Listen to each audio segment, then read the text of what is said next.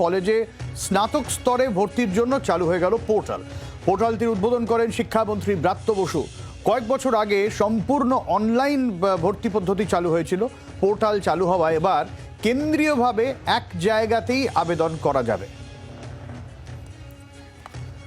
একটু গোটা বিষয়টা বুঝে নেওয়ার চেষ্টা করব, ছাত্রছাত্রী বা কিভাবে আবেদন করবেন সমস্ত বিষয় জেনে নেব। শ্রেয়সী রয়েছেন আমাদের সঙ্গে। শ্রেয়সী, দেখো, তোমাকে যেটা জানিয়ে রাখি, গোটা দেশের মধ্যে এই প্রথম কার্যত এই সেন্ট্রালাইজড অনলাইন সিস্টেম চালু করা হলো কলেজে ভর্তির জন্য।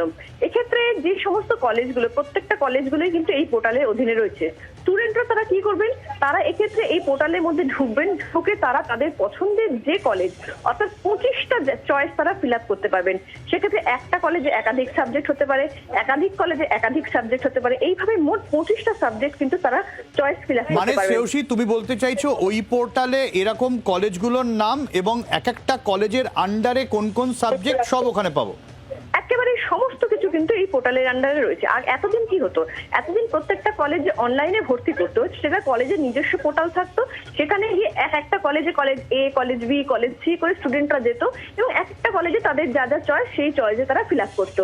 কিন্তু এর ক্ষেত্রে যেটা করা হলো, একটি মাত্র পোর্টাল করা হলো যেখানে একজন স্টুডেন্ট তিনি 25টা আবেদন করতে পারবেন এবং সেক্ষেত্রে তার চয়েস দেবেন তিনি, এবং এই চয়েস দেওয়ার জন্য তাকে কোনো টাকা দিতে হবে না। এবং এক্ষেত্রে নির্দিষ্টভাবে সেই চয়েস দেওয়ার পরে তারপরে সেক্ষেত্রে যেটা হবে, সেক্ষেত্রে একটা মেরিট লিস্ট বেরোবে। মেরিট লিস্টে যদি তিনি তার পছন্দের কলেজ পান তাহলে ঠিক আছে, তিনি ভর্তি হতে পারবেন।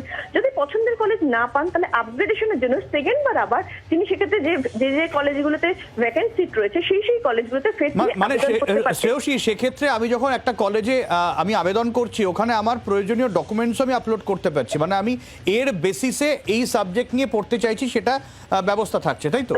দেখো প্রথমেই যেটা করতে হয় সেটা হচ্ছে প্রথমে আবেদন করতে হবে। সে আবেদন করে নির্দিষ্ট নম্বর, নির্দিষ্ট নথি বা তথ্য যেগুলো সেগুলো দিতে হবে।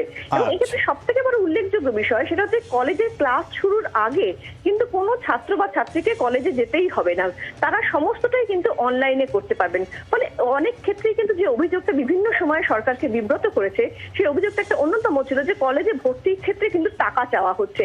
ফলে এক্ষেত্রে যেটা করা হচ্ছে, এক্ষেত্রে এই অনলাইন সিস্টেমের মাধ্যমে স্টুডেন্টরা আবেদন করবে এবং তারপরে ব্যাংকে তারা টাকা জমা দেবে এবং শেষ পর্যন্ত কলেজে যেদিন যাবে, কলেজে ক্লাস শুরু হবে সেদিনই তারা কলেজে যাবে, তার আগে তাদেরকে কলেজে যেতে হবে না।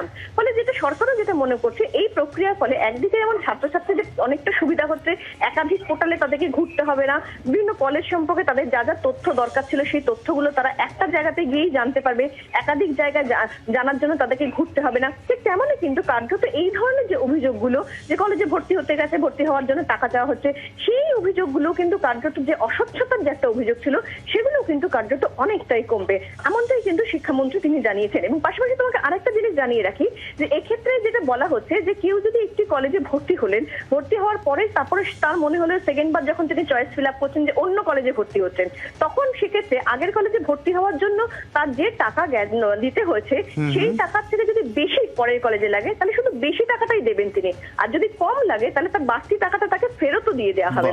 ফলে কার্যত গোটা দেশের মধ্যে কিন্তু প্রথম এই ধরনের একটা ব্যবস্থার আজকে উদ্বোধন করলেন শিক্ষামন্ত্রী। স্টুডেন্টরা তারা 24 তারিখ থেকে তারা এই সিস্টেমের মাধ্যমে তারা অ্যাপ্লিকেশন করতে পারবেন।